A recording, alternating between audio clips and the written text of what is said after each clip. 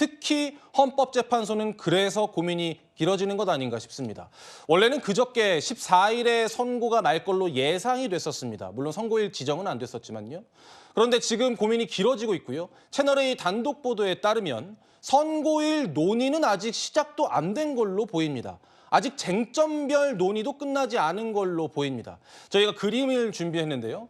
이 선고 절차까지 어떻게 준비가 되느냐. 먼저 쟁점 합의가 되면 선고 기일에 대한 논의가 그때서야 일어나는 것이고 그 다음에 이것을 생중계할지 여부를 결정하는데 지금 첫 단계인 쟁점 합의도 끝내지 못한 걸로 취재가 됐습니다.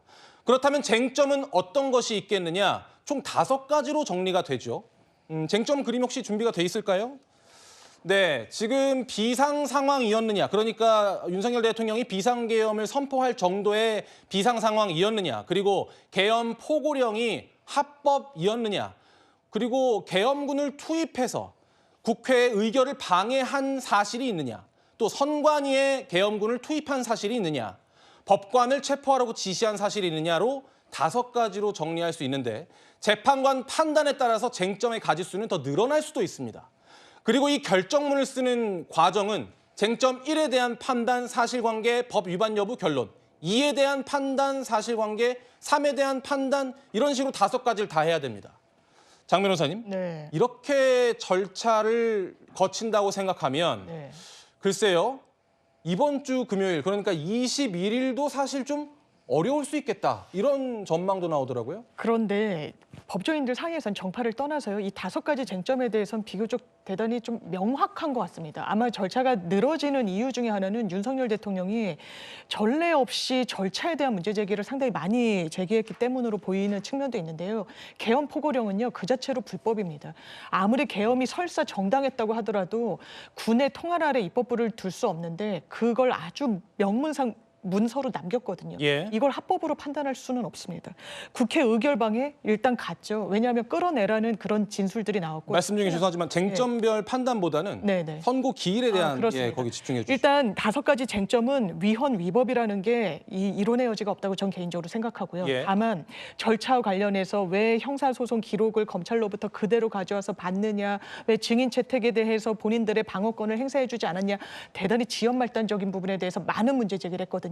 그렇다면 이 부분에 대해서 점검과 판단을 헌재가 내려야 되는 또 숙제가 있기 때문에 이 부분은 사실 윤석열 대통령의 어떤 다툼, 쟁점을 많이 가져온 데 기인하는 측면이 있다고 생각합니다. 그래서 21일 가능성이 있다라고 보시는 저는 거예요? 있다고 봅니다. 김기현 변호사님께서는 어떻게 보십니까? 제가 볼 때는 저는 가능성이 좀 낮다. 낮다. 저는 이번 주에 좀 준비를 해야 될 건 한덕수 권한대행에 대한 재판 아닐까. 예. 재판 결과가 나와야 된다고 봅니다. 왜냐하면 지난달 19일 날 끝나지 않았습니까? 그리고 누가 보더라도 이거는 산수 문제입니다. 150일이냐 200석이냐에 대한 문제이기 때문에 이건 간단하게 정리가 될 수 있는데도 못하고 있다는 거죠.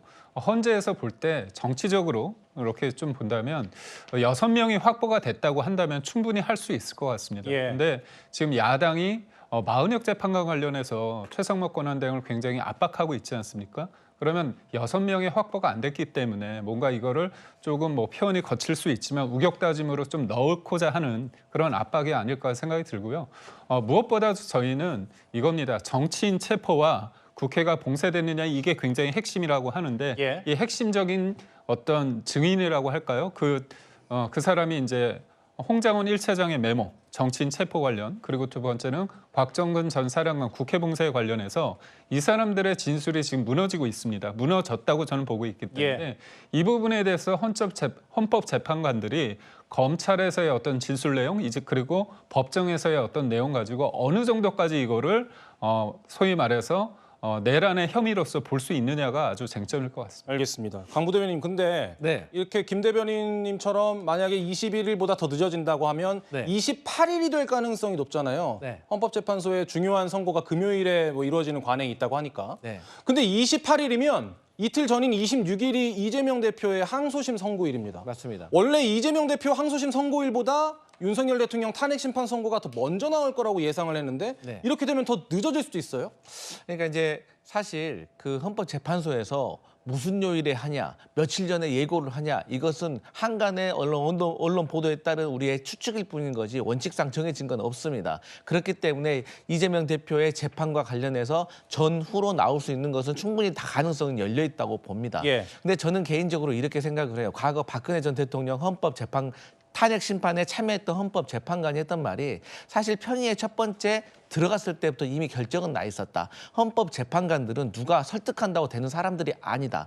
다만 이 선고의 시기는 국민적인 여론을 감안을 해야 될 필요성이 있다. 그런 논리로 따져본다면 윤석열 대통령 피소추인의 신상에 큰 변화가 있었잖아요. 하지만 구속 취소라는 것이 형사재판에 대한 문제이기 때문에 탄핵 심판과는 별개의 문제이긴 하지만 그럼에도 불구하고 국민적인 여론이 있기 때문에 이것을 외면하고 바로 이렇게 판결을 내리는 것은 부담이 있을 것입니다. 그렇기 때문에 저는 아무래도 이재명 대표의 재판과 조금 맞물려서 그 직전 정도로 가지 않을까라고 조심스럽게 예상을 해보고 예. 그런 차원에서 사실 3월 14일 날 예상이 되었지만 그게 조금 더 미뤄져서 저는 21일경에 하는 것이 어떨까라는 추측을 한번 해봅니다.